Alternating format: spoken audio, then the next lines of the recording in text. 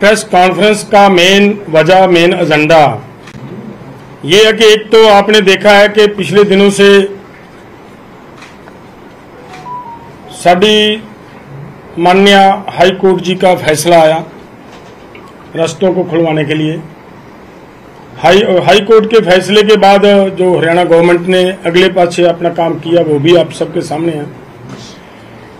उसके साथ साथ एक इशू है कि जो हमारा नौजवान नवदीप जलवेड़ा जेल में बंद है उसको रिहा करवाने के लिए हमारा प्रोग्राम दिया हुआ है 17 और 18 जुलाई का। वो एज इट इज जारी है जब तक सरकार उन्हें रिहा नहीं करती। अगर सरकार उनको रिहा कर देती है तो फिर कोई किसी तरह का मतलब वहां पे जाकर प्रोटेस्ट करने की कोई मतलब नहीं होता। तो अगली बात जो बड़ी इंपॉर्टेंट मैं आप सबके साथ साझी करनी चाह रहा हूं वो भी ये है कि देखिए, जिस समय शुभकर्ण के मैटर के ऊपर चर्चा हो रही थी तो हमारे माननीय हाई कोर्ट की तरफ से हरियाणा गवर्नमेंट के ही एक अधिकारी झज्जर के कमिश्नर साहब को, पुलिस कमिश्नर को ये जांच सौंप दी गई है। ये बहुत अन्यायपूर्वक बात हो रही नजर आ रही है हमारे साथ, क्योंकि जिस समय Punjab and Haryana high court की तरफ से एक रिटायर जज की अगुवाई में एक कमीशन बनाया गया था, उस समय हरियाणा गवर्नमेंट सुप्रीम कोर्ट गई है। वहां जाकर उन्होंने जो बात कही है वो बड़ी समझने वाली है। वहां पे ये कहा है कि इस जांच को रोका जाए, अगर ऐसी जांच होगी तो फिर पुलिस का जो मनोबल है वो गिरेगा। सेकंड बात उन्होंने ये बात कही, बड़ी डेंजरस बात है। उन्होंने ये कहा कि अगर ऐसी इन्वेस्टिगेशन होती है तो फिर आगे से पुलिस किसी तरह की फायरिंग करने से हिचकिचाएगी। इसका मतलब क्लियर हो गया कि फायरिंग भी उन्होंने की, हमारे किसान जख्मी किए, हमारा एक किसान शहीद किया, लेकिन उसकी इन्वेस्टिगेशन भी ना हो पाए ठीक ढंग से, उसके लिए वहां तक गए। इसका मतलब क्लियर है कि अपने अधिकारियों के ऊपर शेल्टर करने का पूरा प्रयास किया, शेल्टर देने का हरियाणा गवर्नमेंट की तरफ से। अगर ऐसा है तो फिर उसी हरियाणा गवर्नमेंट के किसी अधिकारी को इन्वेस्टिगेशन देना तो ये समझ में नहीं आ रहा कि कैसे हो रहा है। वहां से इंसाफ मिलने की उम्मीद नहीं बचती हमारे लोगों को। हमारी अपील है, हमारा निवेदन है कि माननीय हाई कोर्ट इस बात के ऊपर उन्हें विचार करें, उन लोगों को वो इन्वेस्टिगेशन देना उचित नहीं है, जो हमारा मानना है। दूसरी बात, एक बात और है कि रास्ता खुलवाने के मामले में मानयोग सुप्रीम कोर्ट ने ये कहा, हाई कोर्ट ने ये कहा कि ये रास्ता हरियाणा गवर्नमेंट तुरंत खोले विद इन वीक, और उसके बाद हरियाणा गवर्नमेंट तो सुप्रीम कोर्ट में जाती है। तो इसका अर्थ ये निकलता है, स्पष्ट हो गया, हमने पहले भी ये कही थी बात कि रास्ता किसानों ने ना रोका था, ना रास्ता रोकने की कोई हमारी भावना थी, लेकिन हम तो दिल्ली के लिए निकले थे। रास्ता तो हमारे आने से 5 दिन 6 दिन पहले ही बंद हो गया था। तो किसानों को बदनाम करने के लिए एक नैरेटिव सृजने का प्रयास किया गया। तो अब हमारे सभी भाइयों को, और खास तौर पर मैं ये कहूंगा व्यापारी भाइयों को, वैसे उनको समझ भी आ रही है, आने लगी है, उनको सबको मिलकर हरियाणा गवर्नमेंट के ऊपर दबाव बनाना चाहिए कि वो रास्ता खोलें और हम अपना प्रोटेस्ट करने का जो हमारा दिल्ली का प्रोग्राम है वो कर पाए। ये हमारा फैसला है कि जब भी रास्ता खुलता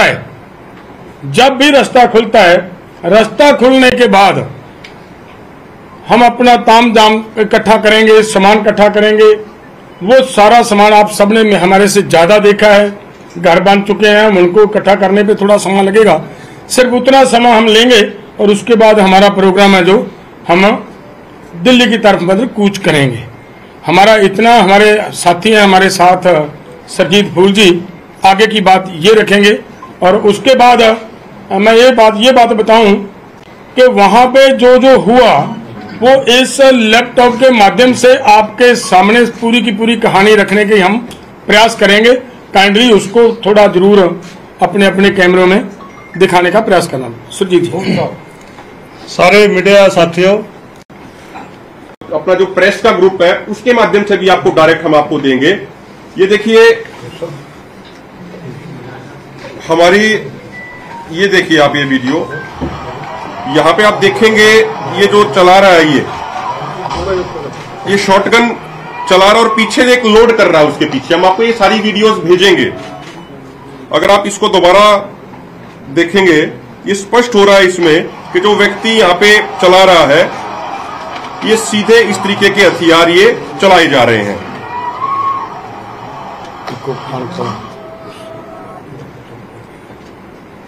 उसी तरीके से अगर आप ये वीडियो देखेंगे ये किस तरीके से SLR से ये फायर कर रहे हैं।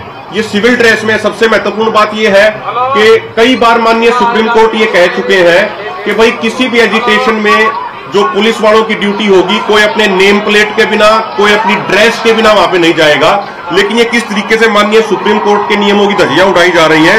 ये व्यक्ति एम करके SLR के फायर कर रहे हैं, एम करके किसानों पे कर रहे हैं। यानी इनकी मंशा ये थी कि किसानों को मारने के लिए ही ये आए थे। आप ये स्पष्ट देख सकते हैं। अब ये दोबारा ये इनके हाथ में जो SLR है उसको ये उठा के देखिए। अब ये सीधा किसानों पे एम करके, सर को निशाना बना के सीधा ये फायर कर रहे हैं। अगर आप इसी तरीके से ये देखेंगे कि किस तरीके से एक किसानों के प्रति नफरत इन लोगों के मन में थी, किस तरीके से किसानों के झंडे फाड़े जा रहे हैं, किस तरीके से गाड़ियां किसानों की तोड़ी जा रही हैं, ये देखिए आप। ये 21 फरवरी की खनौरी बॉर्डर की वीडियो है, किस तरीके से किसानों की गाड़ियां तोड़ी जा रही हैं।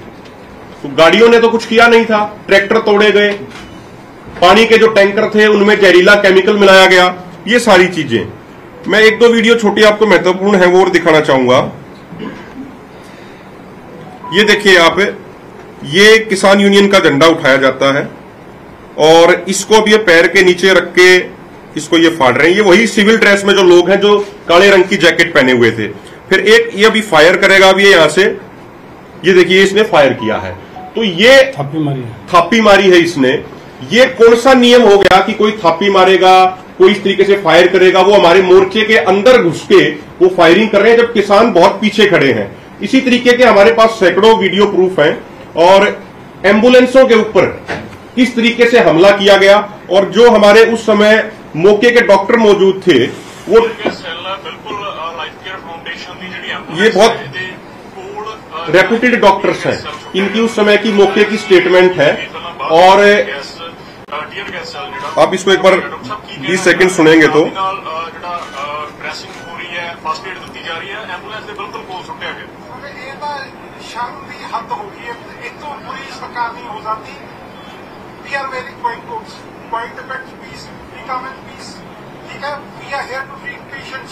ये सरकार साढ़े उधर डेढ़ कैश चले कर रही है। Shame on this government, shame on this government. Subscribe to One India channel and never miss an update.